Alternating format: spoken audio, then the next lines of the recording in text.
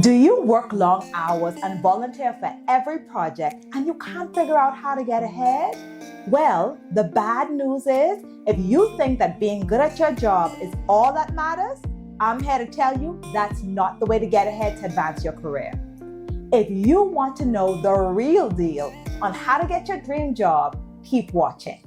Hello, everyone, and welcome to the best place for entrepreneurs and corporate professionals who want management tips to lead your team towards business success. I'm Jaboria Scott, a leadership coach and management consultant. Today's episode focuses on the truth about how to advance your career with my simple steps for how to get your dream job. Now, when it comes to this topic of how to advance your career, lots of people only focus on updating their resume and applying for the job, when in reality, it's more important to focus on what you're doing and what you have done to give yourself the competitive edge and the best possible chance of actually getting hired and advancing your career. So let's not waste any more time and get into tip number 1 for how to advance your career and make your dream a reality. Method number 1 for how to advance your career is to become more visible. If you're the kind of person who always wants to stay in your corner, that's not enough.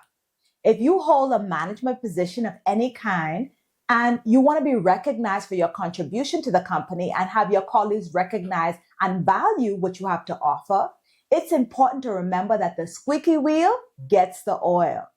I get you may be the person who doesn't want to be bothered by others and you just don't want to interact. You want to clock in and you want to clock out. And if that's the case, you're not ready to hear what I'm about to tell you. So just go ahead and click off this video right now. Because with those actions, don't expect to get ahead at work in the way that you want to. If you're the person who constantly complains that you're the best at what you do and you don't think that you're appreciated enough, well, here's the truth. The opportunity fairy isn't coming to pluck you out of obscurity and help you accomplish your career goals. Whether you're a manager now or if you hope to be someday, the honest truth is that you have to become more visible. You have to launch yourself and put yourself out there if you want to advance your career. And if you're not a manager yet, increased visibility is more important for you because in order to get your dream job, you want to show your abilities and let your future boss know that you have the skills and the talent that they need in their next role. And if you're in a management role, here's why visibility matters to you. In the business world, increasing your visibility means bringing value to the work that you do through your individual contribution. And it also means giving your colleagues an opportunity to view and experience that. Being visible at work means that you put yourself and your expertise and professional commitment on display.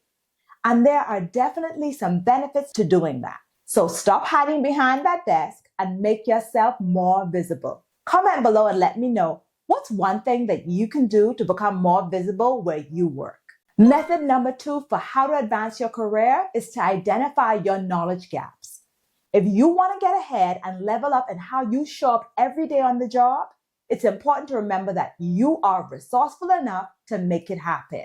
So what are the skills you already possess that you can leverage? And what additional knowledge and skills can you acquire to give you that competitive edge that I talked about earlier?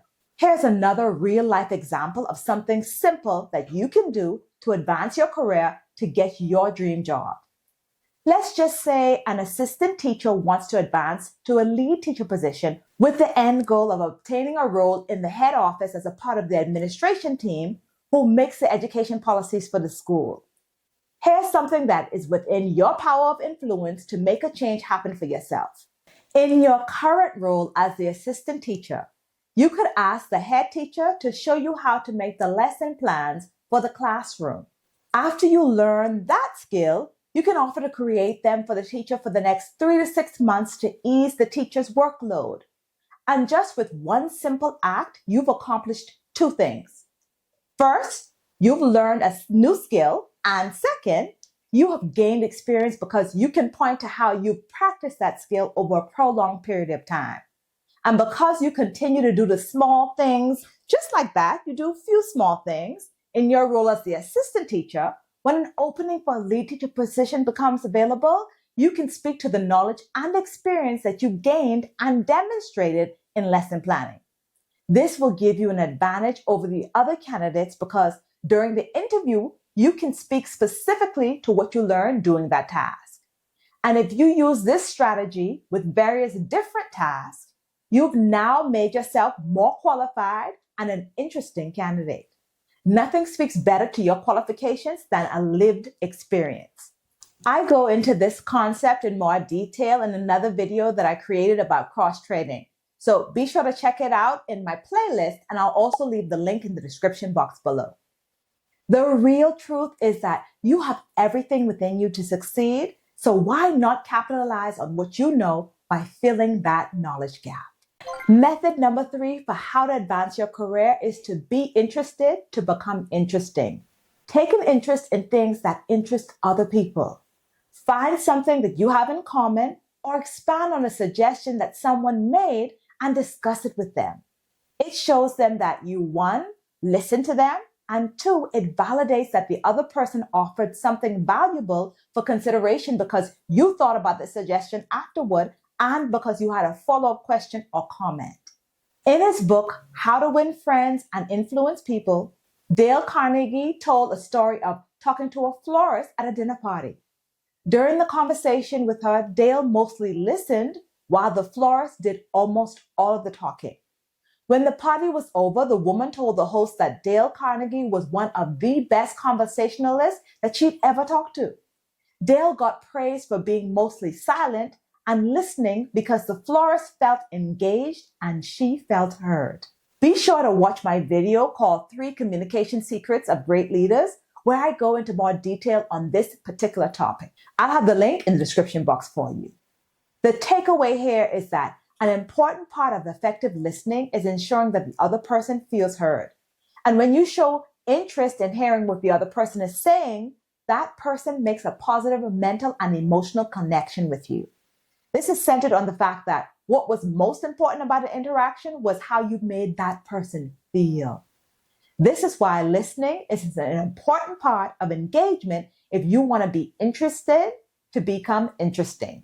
If this video helped you, don't forget to like, subscribe, and share this episode with a colleague or a friend. Also, if you want to discover what your personal leadership style is so that you can leverage your talent to lead people toward achieving workplace success, take our free What's Your Leadership Style quiz. Based on your quiz results, we'll send you an action plan with tips from top leaders so that you can show up and show out as a leading authority in business. The link is in the description box below. And if you're interested in more content just like this, be sure to subscribe and click the notification bell because in my next video, I'm going to share the key to increasing your visibility at work so that you can get ahead and stay ahead. As always, have a great week. Be kind to yourself, and I'll see you in the next one. Thanks for watching.